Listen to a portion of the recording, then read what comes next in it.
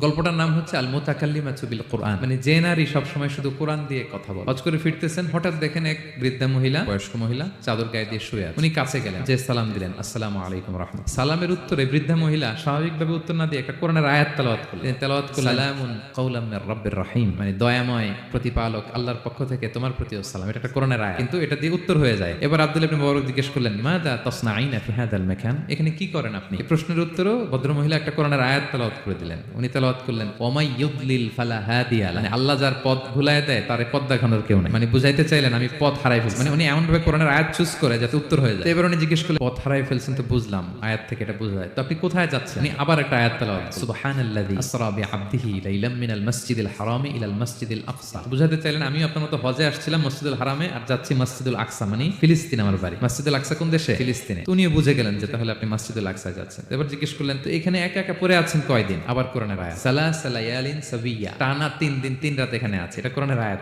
আবার জিজ্ঞেস করলেন উনি, একা যে পড়ে আছেন আবার 3 দিন, তো আপনি খাচ্ছেন কি, বেঁচে আছেন কিভাবে? ভদ্রমহিলা আবার একটা আয়াত তেলাওয়াত করেন। তিনি পড়লেন, হুয়া ইউতঈমুনি ওয়া ইউসকিন, ইব্রাহিম আলাইহিস সালামের কথা, যে ওই আল্লাহ তাআলাই আমারে খাওয়ায়, আল্লাহই আমাকে পান করে। এইবার উনি অবাক হচ্ছেন, আমি এত বড় মুহাদ্দিস আব্দুল্লাহ ইবনে মুবারক ইমাম বুখারীর উস্তাদ, আমি স্বাভাবিকভাবে কথা বলি আর যাই প্রশ্ন করি একটা আয়াত তেলাওয়াত করে দেয় আর ওটা দিয়ে উত্তর হয়ে যায়। কি মহিলার সন্ধান পেলাম? তো উনি বলতেছে, 3 দিন যে এখানে আছেন মরুভূমির বালুর মধ্যে, ওযু করেন কিভাবে? উনি আবার একটা আয়াত তেলাওয়াত করলেন, ফা ইন লাম তাজিদু মাআন ফাতায়াম্মামু সাঈদান তাইয়িবা, আল্লাহ আয়াতে বলেছেন যদি তোমরা পানি না পাও পবিত্র মাটি দিয়ে তায়াম্মুম করে নিও। তো বুঝাতে চাইলেন পানি নাই তো কি হইছে, বালু তো আছে, আমি তায়াম্মুম করে নাও।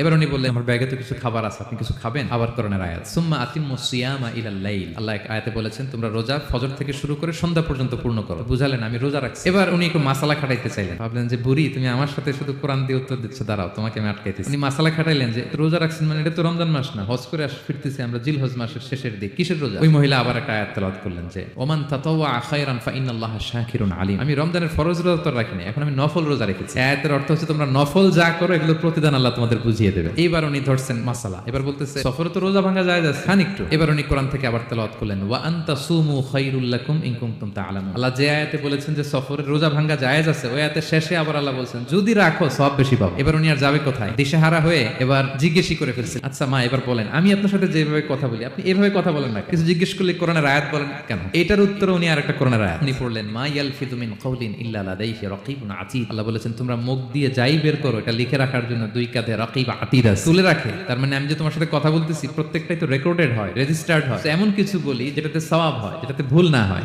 আল্লাহু আকবার। কি পুরো ঘটনাটা শুনবেন? হ্যাঁ শেষ করবো ঘটনাটা? আচ্ছা।